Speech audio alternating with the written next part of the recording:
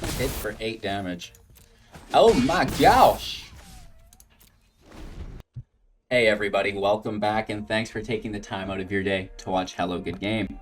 Today we update and play test the new mono white. And let me tell you what, the same boss, the new boss is the same as the old boss. Such an amazing deck, and the tools that we got to upgrade it with are insane. We're talking about Blade Historian, Elite Spellbinder, just taking the deck to the next level. We'll break down the list, jump into the gameplay footage, and then wrap up with our final thoughts. If you find any value, smash that like button. It's a great way to help support for free. Of course, check out our link tree as well for all of the latest and greatest gem giveaways, contests, tournaments, all of those things for free with prizes, as well as, the option to support me if you're into that. Download Magic the Gathering Arena Assistant as well for free to elevate your play experience. With this all being said, let's break down the deck and then jump into the gameplay. 60 cards, best of 1 standard, 2.3 average mana value with 3 non-creatures, 35 creatures, 22 land because, it's an aggro deck, so let's trim it a bit. We've got, the majority of the deck being within these red symbols, and there's a few red here, but it's splashed in their hybrid mana, so you can just cast them as white.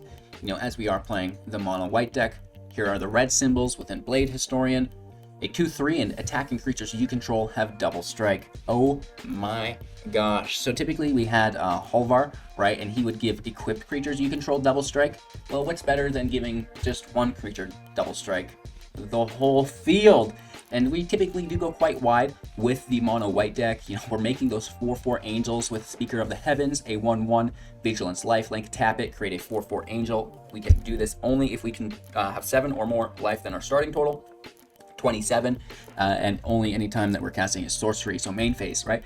And then again, giving these angels double strike is absolutely ludicrous. Filling the deck in with 3 copies of the Elite Spellbinder as well. This is a 3/1 with flying from Strixhaven. When the Spellbinder enters the battlefield, look at an opponent's hand, exile non-land card from it. For as long as that card remains exiled, its owner may play it, but it will cost an additional 2 to cast. That's great if your opponent is going to try to hit you with an extinction event, something like this. You can push that off a few turns, and you only really need a few turns with this deck to get the job done. So building off from that, it's more of the same, right? We're using Heliod Suncrown, which is great with the Blade Historian because, the Historian packs in 4 devotion by itself. Heliod is a 5/5 with indestructible, and as long as your devotion to white is less than 7, it will remain an enchantment, not a creature.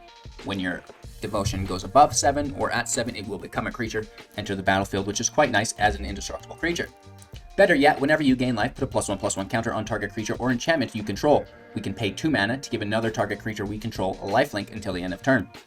This is easily comboed with Linden, the Steadfast Queen, 3/3 with Vigilance, and whenever a white creature you control attacks, you gain 1 life. This life gain goes on the stack, before our opponent is able to use that block damage. And then if we have Heliod out, we gain a bunch of life, and then we can distribute those 1/1 tokens on our creatures to survive the combat damage if there were any blockers. Moving away from there, we do have Luminarch Aspirant in the deck, a 1/1, and at the beginning of combat on your turn, put a +1/+1 counter on a creature that we control. This most notably goes on creatures like Speaker of the Heavens, a 1/1 with Vigilance and lifelink. We already talked about this. So you can see the benefit of that because it will bring us to 27 earlier, and the Vigilance is quite nice as well, so we can start defending with it. We protect the Speaker of Heavens with things like Alseid of Life's Bounty, a 1/1 with lifelink. We could pay 1 to sacrifice it, giving protection from a color that we choose. Absolutely amazing. The same goes with the Selfless Savior, but instead of protection, you get indestructible and you don't have to pay for it. It doesn't have lifelink though. Alseid does make a good target for the Luminarch Aspirant just because, the lifelink is there. We have Daxos, Blessed by the Sun, 4 copies of this. Its toughness is equal to our devotion to white, power equals 2, and whenever a creature you control enters the battlefield or dies, you gain 1 life. This is great. It drags you towards 27. Alseid enters, Savior enters, life gain. They sacrifice, life gain, right? So really cool things there as well. We've got removal within the Skyclave Apparition, a 2/2. When it enters play, exile target non-land, non-token permanent and opponent controls with converted mana cost 4 or less. And when the Apparition leaves play, that person who had the exiled card will get a blue XX illusion creature token, where X is equal to that exiled card's converted mana cost. 2 copies of Reidane, God of the Worthy, and Valkyria, Protector Shield. I absolutely love the shield in aggro matchups. If a source an opponent control would deal damage to you or a permanent you control, prevent 1 of that damage. Whenever you or another permanent you control becomes a target of a spell or an ability, an opponent controls counter that spell unless they pay 1. And of course, we do have the 2/3 with Flying and Vigilance as well. Snowlands, your opponent's control enter the battlefield tapped. Non-creature spells your opponent casts with mana 4 or greater will cost 2 more to cast. So slowing your opponent down through those extinction events, like we talked about. Moving on, we've got Maul of the Skyclaves. That most notably goes on the speaker. It's got Vigilance, which is great, and then you've got First Strike plus Lifegain. I love it. Equipped creature gets +2/+2, flying First Strike. The Elite Spellbinder, we talked about this getting in our opponent's hand. We talked about Heliod. We talked about the Blade Historian. We got 20 planes with 2 Ardenvales. Tap Ardenvale for 5 to create a 1/1 white human creature token, just because, why not, right? So, there's not too many changes to the deck, but the changes that do come in are absolutely ungodly. Going wide with the creatures, making the angels, and then giving them all double strike is a little bit rude. And then we can also get foresight of whether or not we need to play defensively, keep protection mana up with the Spellbinder, right? We can see what our opponent has in play for us and kind of set that back a little bit. The Spellbinder is great with God of the Worthy because you can make things more expensive in multiple ways, which is really cool. So if the exiled spell was 4 or greater, it's going to cost 4 more to cast now instead of just the 2, which is pretty cool. So all of a sudden, Extinction Event becomes... oh my gosh, right? You know what I mean? So 8 mana for an Extinction Event? Sorry, bro. Looks like I got a few free turns. So that's all I have to say there. The Elite Spellbinder defensively turns the deck on so much. It protects it from so many things. And then offensively, we get the Blade Historian, which just dominates, that position. That's the deck. Thanks again for watching, you guys. I really appreciate it. Make sure to check out the Linktree, support on Patreon if you can, and jump into all of our community contests and giveaways as well. Enjoy the gameplay, but don't go anywhere because we'll be back soon to wrap up. Number 64. Well, everything should be fine. Buddy's getting that rank. Gotta appreciate that. We don't have a 2-drop. We're looking for Luminarch Aspirant off the top. They're playing slow skis with the Triomes. We don't get the land. We do get the land. We don't get the 2-drop.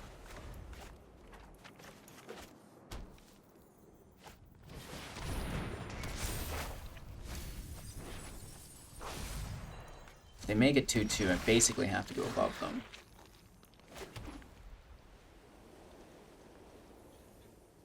And then pray they don't have removal. But if they have removal, we're pretty screwed. What if we played the dog and just played it safe? Again, I wish we had a 2-drop here. Or do we just say, screw it, let's go. You have it, or we win.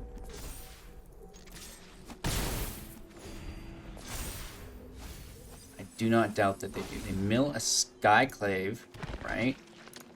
That's pretty cool. Oh no, do they Village Rights our speaker? Or, yeah. They do. Super Time Sagetown. Bummer. Okay, this is still a match somehow.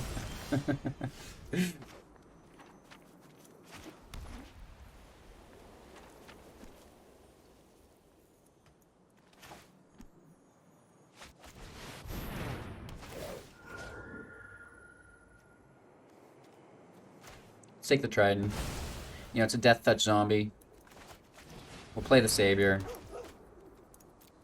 And maybe, they attack in, they don't have what they need. I mean, they do, but...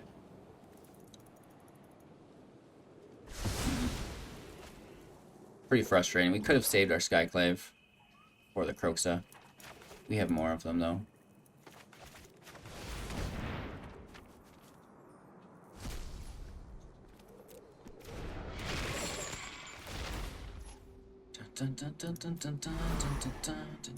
You can have the land. Not that proud.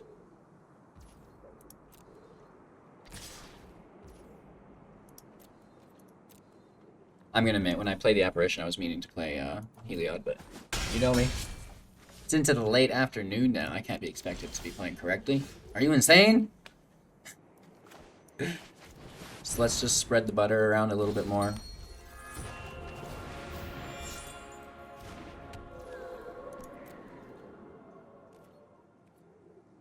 No attacks and turn. We do have the Alseid for double strike life gain, but it's going to be pretty risky.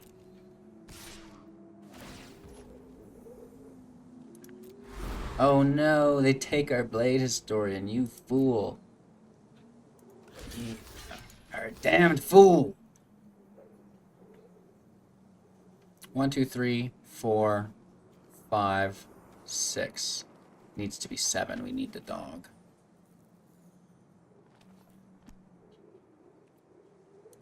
Oh, but if we don't, then we're just gonna get beat up anyways.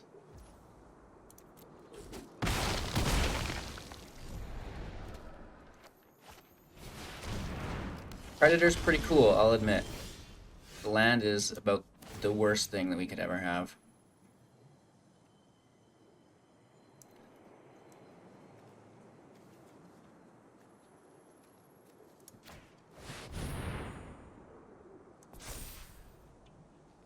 I mean, I guess. I don't think we're in a race we can win. But what if we could? Because they can grab Indestructible willy-nilly, right? So they'll probably just block this with Indestructible. Survive.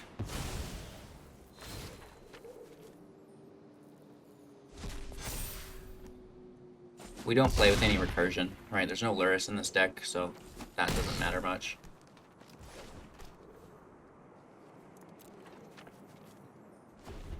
They have a full mitt. Calls of the Dead's great for the Predator.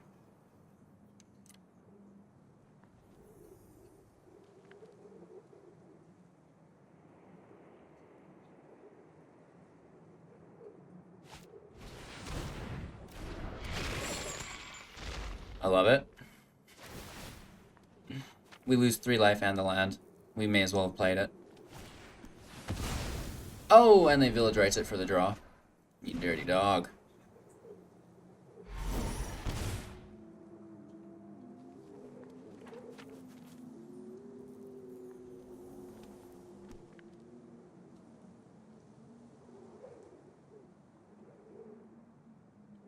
I mean, we're down to 9. Are you serious? I mean, kind of awkward. I don't know why they wouldn't have taken the Skyclave Apparition.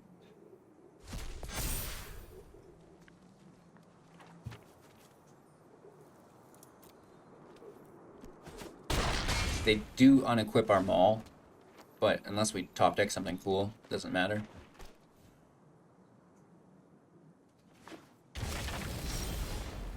Love that land. Loving that land.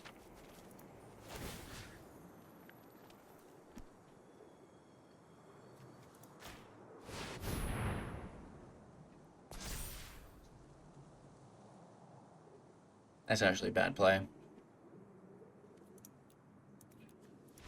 Good game. That whole match was not good. 2 land is pretty light with all these 3 drops in hand. Oh my gosh.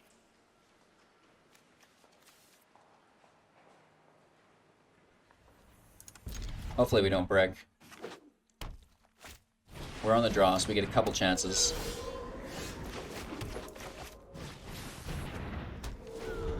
Oh, a 4-drop too. That's great. Cool beans. I love this arena though. Like the book room. So sick. I guess.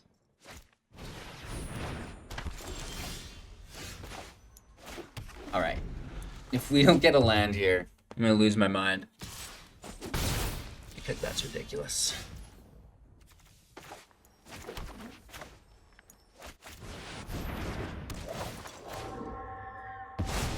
Okay, we're in Rumble mode. We've got 3 land, and we've got 3 drops. Cool beans. No! No, my historian! I miss you, bro. I miss you, bro.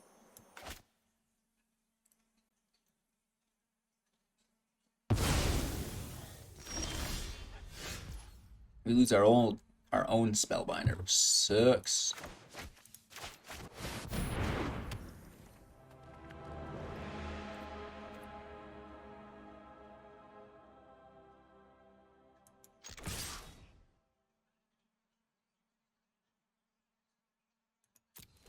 It's only 2 damage. Our devotion's fine with the historian. Okay. I will block. I would trade with that.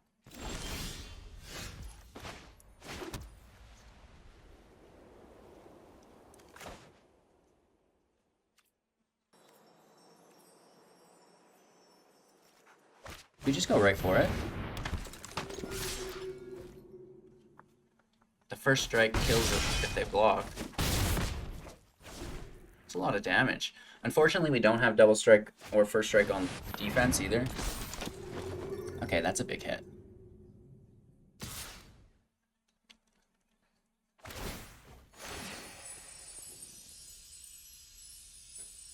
Heliod's not attacking.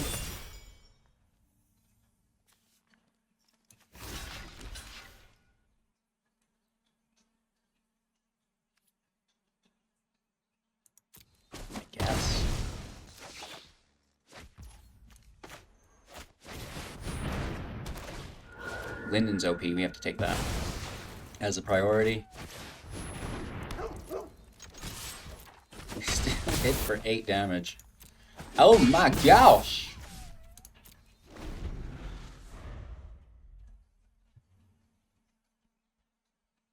I think we're good. I think we're good. Another Linden? Wow. Yes, yes, yes. There's the big W. 99% beating, that was a top 1200 mono white. Look at there. Look at there. We're just getting used to it. Our opponent goes first, and we finished 99 last match, and as I entered this match, we're top 1300. So that's kind of strange, right? Pretty cool, though. Turn 1, Selfless Savior, of course. I love it. Oh no.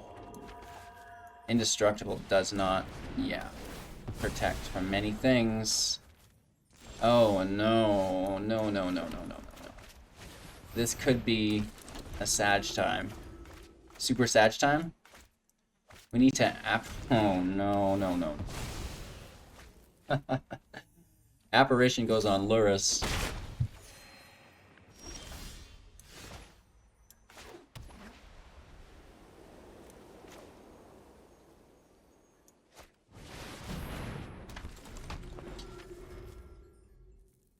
Take the turn off, play Luris. Can you imagine if they had Myers Grasp in hand too?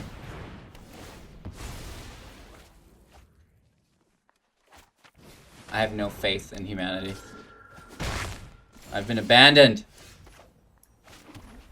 I've been abandoned! Watch them have another. Nice.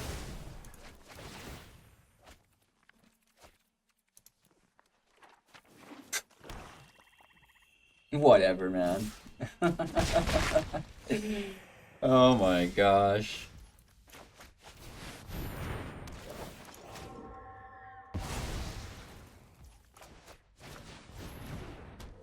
Oh my gosh. So here comes Luris for the ultimate BM.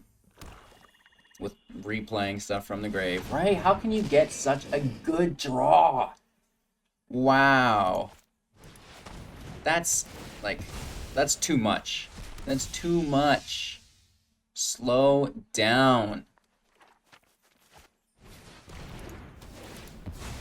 Are you insane?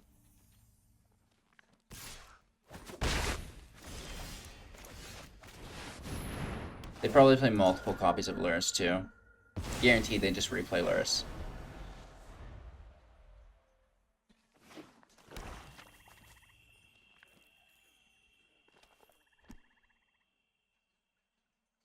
They're thinking about it, so maybe not. They have so many cards in hand, though. How do they not just, like, wow out on us?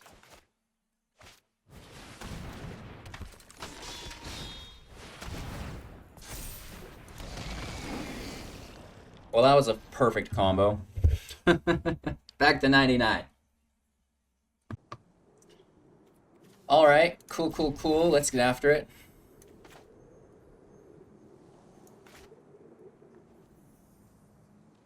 Probably playing Alseid first because I'm worried about the speaker just getting blasted, but maybe we just go for it. Maybe we just go for it.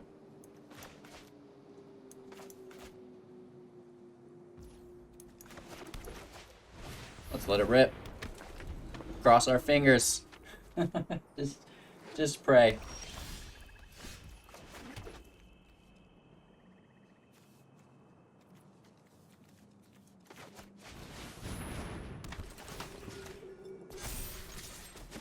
Well, so far so good.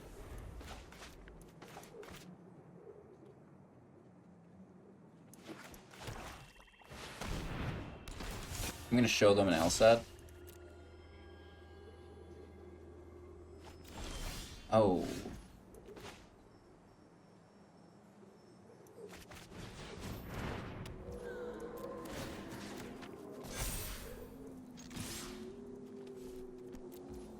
Let's hit for 3. And I keep up the Life's Bounty for protection on the speaker.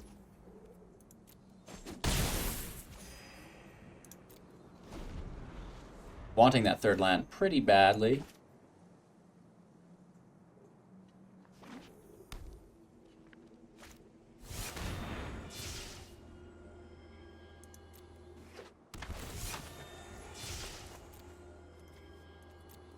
Quit taking my Life's Bounty away from me.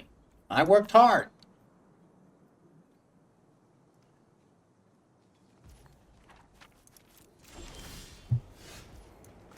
There it is.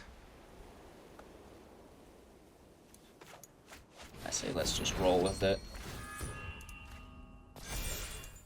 Right, we get to make the angel this turn.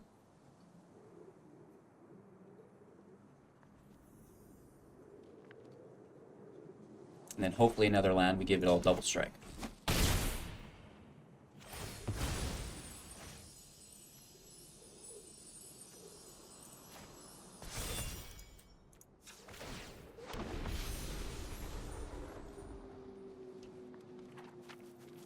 Devotion comes online if we pull a land.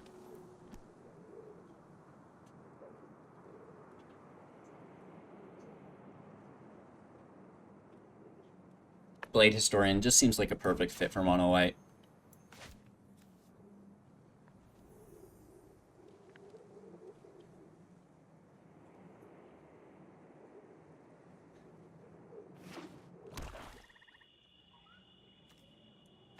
Honestly, this probably... Well, Torbrand's nice for spell damage too, but... It's a good 4-drop. Oh, Demonic Embrace. I'm glad there's no life gain. If they play defensively, we get first strike. FTWs.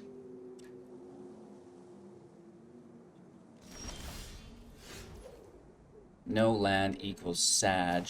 But let's still activate our devotion here. Wow. I'm going to make Rankle more expensive because they have 2 Lurises.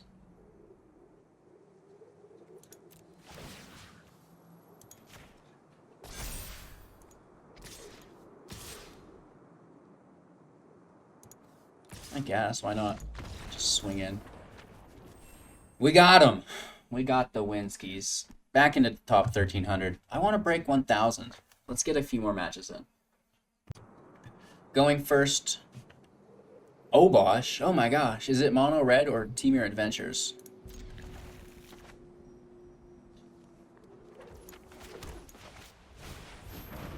Hopefully there's no Frostbite.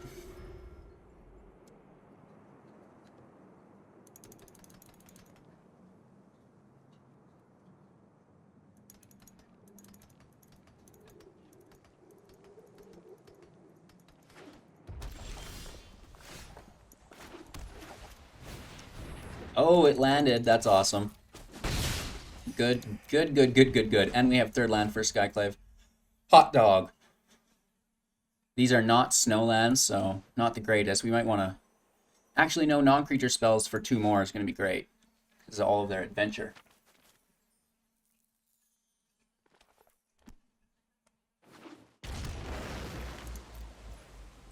They're playing slow, too.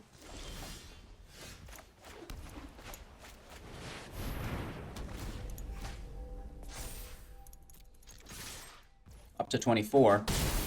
Next turn, we're doing it.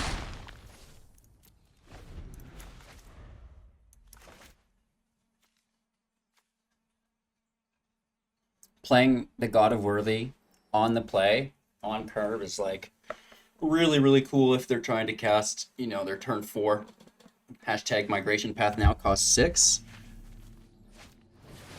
Mammoth in play. So we're good.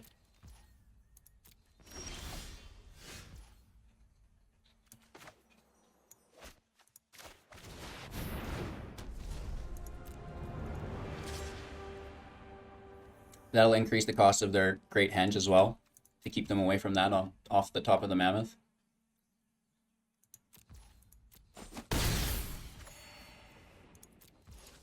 Let's make the Angel, please. End our turn.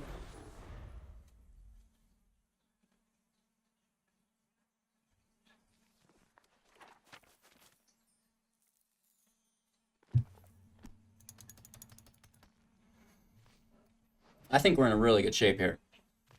Of course, whatever they play, we can take. Doesn't matter much unless it has flying.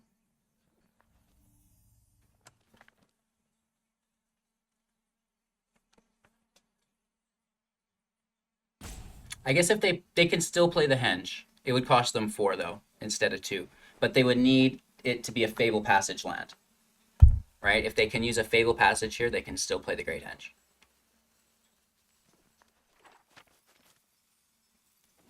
They do. They get it. I wonder if like they're listening to me. That's so crazy. Right, it goes to 5, then it goes to 7, which would make the Henge cost 2, but with Reidane, you know, it would cost that total of 4. But they foretell instead, so there's no Henge.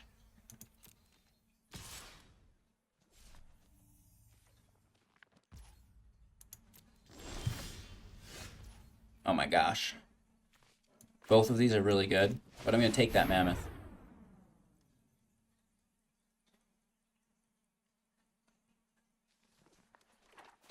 And then we hit for 7, 8, 9, 10. Really, really close.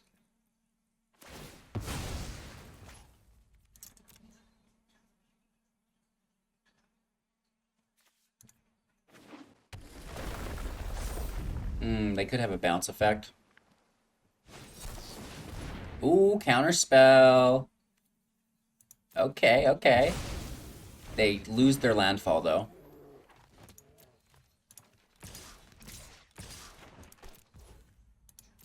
Big hits coming over.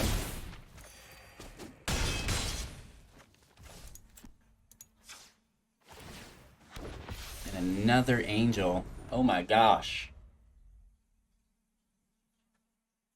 The +2 is great against people with Embercleave as well. It's not just because they count on the cost reduction, and then it's like, well, I still can't cast it. So it can become a little bit frustrating. Boom! 1127. Let's play one more. Our opponent is on the Plizze. We just need to pick up a 1-drop and we're good to go. Ooh, that's good. That is not a 1-drop.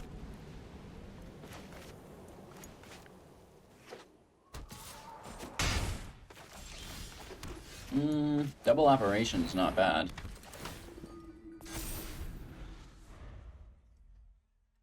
Can we avoid Stomp here? Well, kind of. Not really.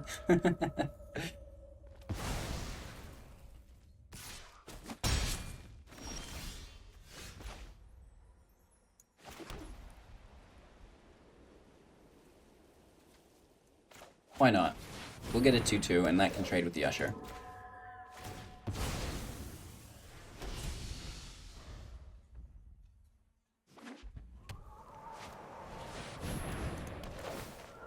We got ourselves a little Skyclave trade-off here.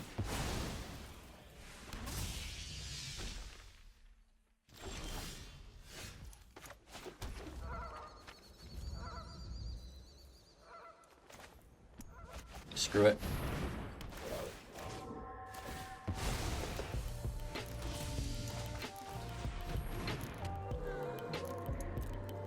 Watch them have another.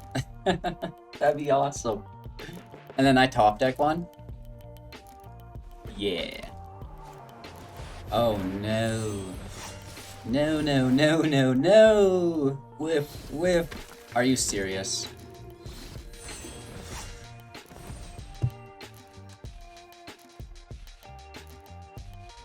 These both have indestructible.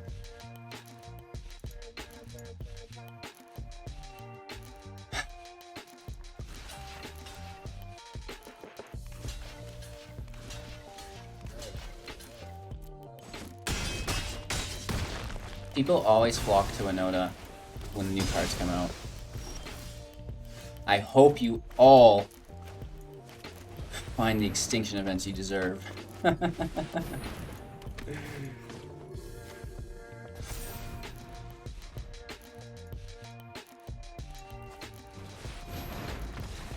Good game, let's show ourselves out. It's not gonna happen, you guys.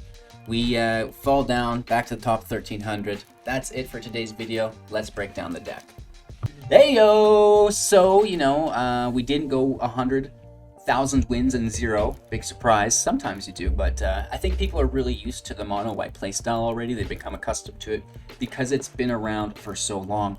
But, you know, that Spellbinder is going to take them off guard. That Blade Historian is going to take them off guard. And until people learn about them and start, you know, focusing on them, they're going to have a bad time, right? So we've seen them both do a lot of work in today's videos. I love them. Let me know what you guys think in the comments below. Is this the ideal mono white deck that I think it is? Or are there other improvements that I haven't realized? Let me know in the comments below. Again, thank you all so much for your time and attention. Make sure to download Magic the Gathering Arena Assistant, available for free, found in the link tree alongside, you know, my Patreon and all of the free entry contests, giveaways, tournaments, all that jazz. So check out the link tree in the description below, where you can easily Google it.